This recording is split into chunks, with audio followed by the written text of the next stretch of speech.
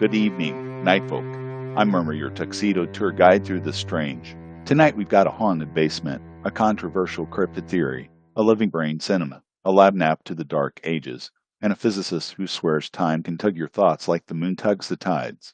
Title of the night, Basements, Bug Zappers, and the Pucker Monster.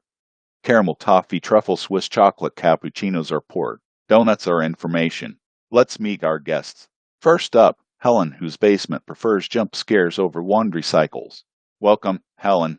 Happy to be here and out of the basement. Dustin, cryptid journalist with a hot take. Mothman, bug zapper, zap.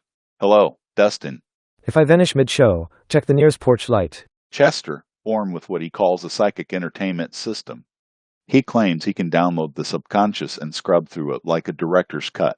No spoilers, just trailers. Janet, grad student who nodded off in an electronics lab and woke up in the dark ages. She brought mud on her boots and Old English in her dreams.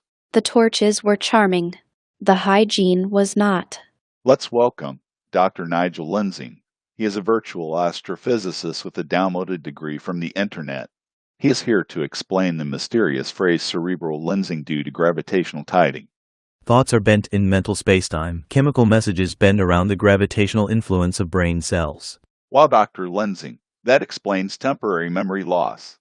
Helen, the 30-second version, the door slams, the light dies, and something breathes behind you. Give us the texture. 3 weeks ago, I carried a laundry basket downstairs. The door slammed without wind hard. The bulb popped. I smelled roses cut with ozone. Then tapping from inside the breaker box. When I used my phone light, it flickered like someone else was swiping it. Any markings? A chalk spiral near the breakers. I wipe it off. By morning, it's back afresh and whiter. A self-healing spiral. House of art with an attitude. Dustin, lay out the thesis. Mothman meets porch tech. Outskirts of Point Pleasant 2 summers ago, a retired lineman installs the industrial-grade zapper. Night of a grid hiccup. His cam catches the winged silhouette in a flash. Whirring, frame bent like a pretzel, residue cleaned before anyone could test it. I think it lured a large glider-type entity. Networks downplayed no Mothman, no ratings. You're suggesting accident, with the possibility someone tuned that lure. Exactly. Frequency bait. Chester, describe the interface between your eyebrows. I receive impressions mine, others, sometimes places. It plays like a film. I can pause, scrub, and adjust brightness. Lately I keep seeing alien-style petroglyphs, spirals, star maps, and a tiny creature with puckered lips hiding in flowers. I call it the Pucker Monster. It hums in F-sharp and steals static from angry store lines. A charged-drinking garden goblin. Charming. Sticky. Janet, nap, wake, mud. I fell asleep during a bench test, woke in a muddy street with torches and a blacksmith hammering. People stared like I glowed. On a wall, spirals and symbols. I traced one, heard a power supply hum, hard cut back in the lab. 30 seconds gone on the clock. 3 hours on my feet there. Side effects.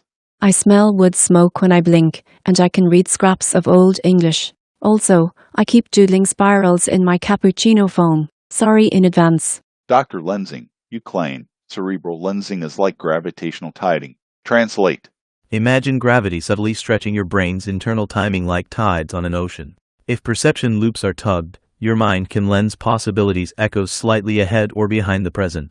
It's a poetic model for déjà vu, flashes of intuition, and perhaps why Chester sometimes gets a trailer of tomorrow. So the cosmos sometimes tweaks our squishy antennas, and we misbehave usefully. Succinct and legally safer. Foam lights are blinking. Remember, aim your question at tonight's guests. Here we go. Jill from Billings, Montana. You're on the internet. For Helen, had you tried a pendulum to ask yes, no in the basement? A necklace. It spun on its own and pointed at the breaker box. When I opened it, the tapping answered in threes. Betty from Athens, Georgia. You're on the internet. Helen, could any neighbors be warning you off? Across the street, a woman moused upstairs with puckered lips. No sound. Just the face. Blake from Dayton, Ohio. You're on the internet. For Dustin, if Mothman is gone, why new sightings upriver? Either a second specimen or misidentifications, or the incident caused a reporting freeze and people share sightings off-grid. Nathan from Eureka Springs, Arkansas. You're on the internet. Dustin, what do you think? Accident, murder, natural causes, or suicide by porch light? Accident, lured by tune frequency. If someone engineered the lure, call it murder. Rhonda from Sedona, Arizona. You're on the internet. For Chester, your downloaded subconscious, local minds or distant places. Both. Nearby minds are loud. Ancient sites broadcast like towers. Petroglyphs feel like pin posts from the past. Floyd from St. Paul, Minnesota. My caller ID says you're calling from the white van parked outside across the street. You're on the internet. Thanks, Murmur. We are parked here. We just dropped off a lawn jockey we sold to your neighbor. Chester, can you lighten up? Hard mocking voices? Yes. I visualize a dimmer for snark and a boost for kindness. The mix improves. Matthew from Lerdo, Texas. You're on the internet. For Janet, are there any after effects of time slip? Wood smoke, phantom smell, Old English fragments, and the compulsion to draw spirals. My barista hates me. Carl from Portland, Oregon. You're on the internet. Yes, the internet. We are not on the air yet, but you got to start somewhere. Hey Janet, could the spiral be writing an address as if it was trying to go somewhere in reality? It felt like dialing a number I already knew. Sonia from Asheville, North Carolina.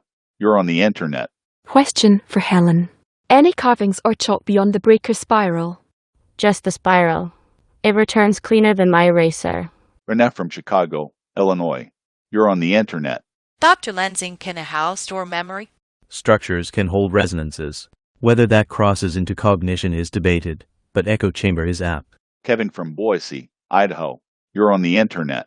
Hey Dustin, if the zapper bent, where's the debris? Cleaned by the owner. He feared federal wildlife questions. No wise choice for science. It happened. Mallory from Providence, Rhode Island. You're on the internet. For Chester, can you tune up empathy? Yes. When I picture people I love, the signal steadies. Kindness gets louder. Lily from Tulsa, Oklahoma. You're on the internet. Janet, did anyone there look familiar compared to anybody from now? The blacksmith had the same watchful eyes as a friend. History recycles faces. Ha, that's funny. So does human resources. Nelson from Santa Fe, New Mexico. You're on the internet. Hey Dr. Lensing, can a whole town pucker? Collective anticipation can synchronize micro-timing. It can feel like atmospheric tight-lipped dread. Peter from Salem, Massachusetts. You're on the internet. Dustin, can you tell me, if not Mothman, then who or what bent the frame? Transformer, Surge, or a very territorial owl. I prefer the former. I respect owls. Robin from Reno, Nevada. You're on the internet. Chester, can you play back tomorrow? Only teasers. Never the full feature. Karen from Ypsilanti, Michigan. You're in my ears. Janet, did the symbols want you to remember? The spiral keeps writing itself through me. I'm trying not to take dictation in cappuccino foam. Douglas from Baton Rouge, Louisiana. You're on Midnight Voices. Did the counter spiral chalk pattern report back? It did, with the door open and the lights. Bruce from Tacoma, Washington. You're on the internet. Dr. Lensing, can a bug zapper be tuned to lure non-bugs? Electromagnetic lures can be specific by frequency. I do not recommend backyard experiments in cryptid attraction. Patricia from Flagstaff, Arizona. You're on the internet. Chester, the voices said, lighten the load. What load? The fear that missing a signal hurts someone. I'm learning rest is allowed. Julie from Santa Cruz, California. You're on the internet. Helen, could I bait the ghost with the donut on the top stair? Maple bar only. Even spirits respect boundaries. Robert from Little Rock, Arkansas. You're the last caller of the night. Dr. Lensing, what is your final word on the bug zapper theory? Unresolved and unlikely. Evidence beats anecdotes. Tonight's takeaways. Helen will counter-spiral the chalk and reserve the maple bar as ghost diplomacy. Dustin will avoid leaning too close to porch tech while holding bold theories. Chester has invented the dimmer for snark and accidentally launched a kindness economy. Janet will stop signing her latte art with prehistoric firmware. Dr. Lensing graciously bent metaphors so we didn't have to bend space-time. As for the pucker monster, sir, man, or garden goblin, please obtain consent from begonias before smooching. Bring flowers to the flowers. It's classy. This has been Midnight Voices, Episode 42, Basements, Bug Zappers, and the Pucker Monster. Sleep weird, dream kindly, and if your appliances start tapping back, don't panic. It might just be your house asking for a donut.